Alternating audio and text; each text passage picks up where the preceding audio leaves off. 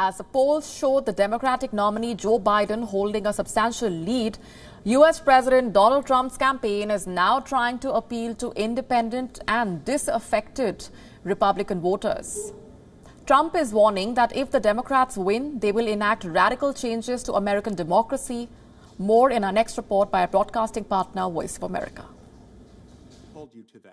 Democrats are outraged at President Donald Trump and Senate Republicans for pushing through the Supreme Court nomination of conservative Judge Amy Coney Barrett so close to the November 3rd presidential election. That outrage has sparked some progressive activists to call for expanding the Supreme Court by adding more liberal justices if Democratic candidate Joe Biden and his party win the presidency and control of Congress. At last week's vice presidential debate, Republican Vice President Mike Pence said packing the court could undermine its political independence. If you cherish our Supreme Court, if you cherish the separation of powers, you need to reject the Biden-Harris ticket.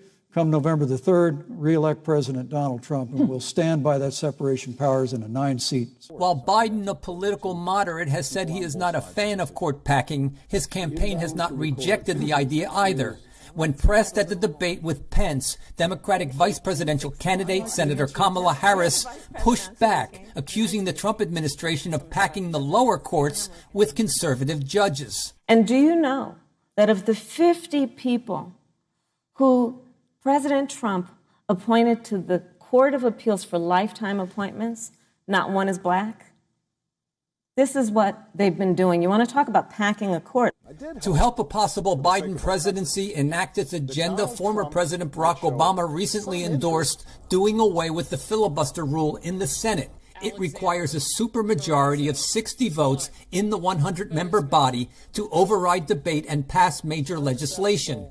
During the Obama presidency, Democrats bypassed the filibuster to approve federal judges, and under the Trump administration, Republicans eliminated it to approve their Supreme Court nominees. Another concern by Republicans is that a slim Democratic majority could tighten its hold on power by abolishing the Electoral College, the indirect presidential voting system that favors Republican-leaning rural states.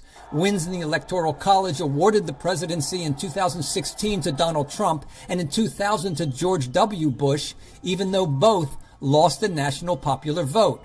Some progressives also want to increase Democratic congressional representation by granting statehood to two party strongholds, the nation's capital city of Washington, D.C., currently a federally controlled district, and the island territory of Puerto Rico. However, Republicans, too, have supported statehood for Puerto Rico.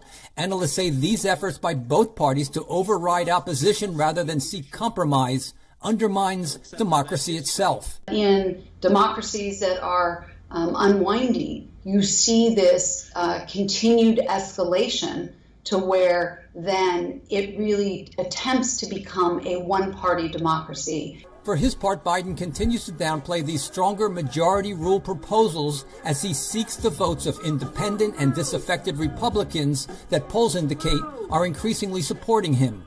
Brian Padden, VOA News, Washington.